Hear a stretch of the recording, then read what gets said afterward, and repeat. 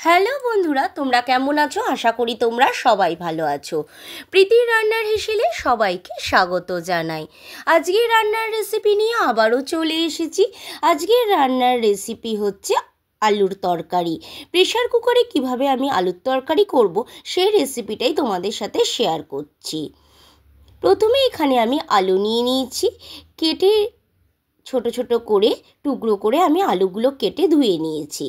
তারপর নিয়ে নিয়েছি পেঁয়াজ কুচি, টমেটো কুচি আর 3টে কাঁচা লঙ্কা চেরা। প্রথমে প্রেশার কুকারটা আমি বসিয়ে দিয়েছি।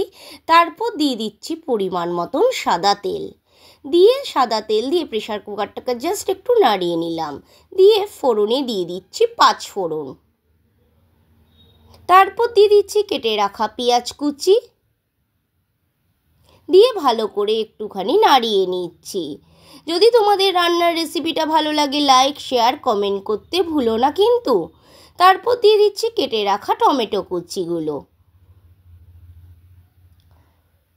টমেটো দিয়ে ভালো করে আবারও নাড়িয়ে নিচ্ছি। এখনও আমার চ্যানেলটাকে যারা সাবস্ক্রাইব করোনি প্লিজ আমার চ্যানেলটাকে সাবস্ক্রাইব করে দিও। এভাবেই পাশে থাকার অনুরোধ রইল। টমেটোটাকে দিয়ে ভালো করে কিন্তু আমি নাড়িয়ে নিচ্ছি।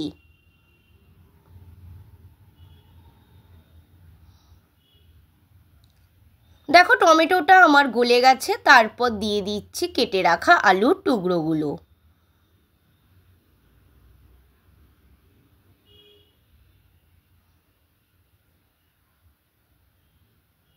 তারপর দিয়ে দিচ্ছি পরিমাণ মতো নুন, দিয়ে ভালো করে আবারও আমি নাড়িয়ে নিচ্ছি।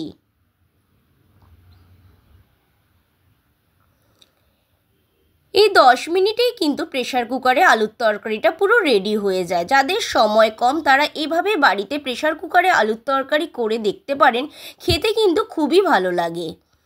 তারপর দিয়ে দিচ্ছি পরিমাণ মতন হলুদ গুঁড়ো, পরিমাণ মতন জিরের গুঁড়ো, পরিমাণ মতন লঙ্কার গুঁড়ো, পরিমাণ মতন চিনি, 3টে কাঁচা লঙ্কা চেরা। তারপর এখানে আমি ভাজা মশলা দিয়ে দিচ্ছি।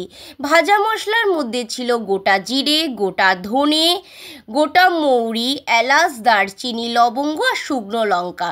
শুকনো খোলাতে ভালো করে নাড়িয়ে আমি কিন্তু মিক্সার গ্রাইন্ডারে ব্লেন্ড করে নিয়েছি।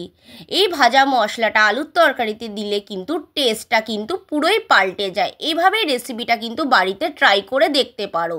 দিয়ে আমি মশলাগুলো দিয়ে ভালো করে নাড়িয়ে নিলাম আর পরিমাণ মতন আরেকটু নুন দিয়ে দিলাম। দেখো আলুটা কিন্তু আমি ভালো করে মশলার সমেতে ভালো করে নাড়িয়ে নিচ্ছি। তারপর দিয়ে দিচ্ছি পরিমাণ মতন জল। এখানে আমি বড় কাপের হাফ কাপ জল দিয়েছি। জল দিয়ে জাস্ট একটু আবারও নাড়িয়ে নিচ্ছি।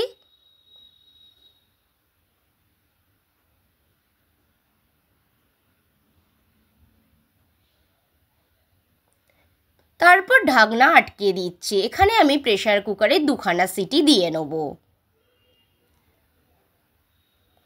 এবার প্রেশার কুকারে 2টো সিটি পড়ে গেছে। প্রেশার কুকারটা যখন ঠান্ডা হয়ে গেছে তারপর আমি ঢাকনিটা খুলে নিচ্ছি। আলুর তরকারিটা পুরোই কিন্তু আমার রেডি হয়ে গেছে দেখো। আর কালারটাও কত ভালো এসেছে।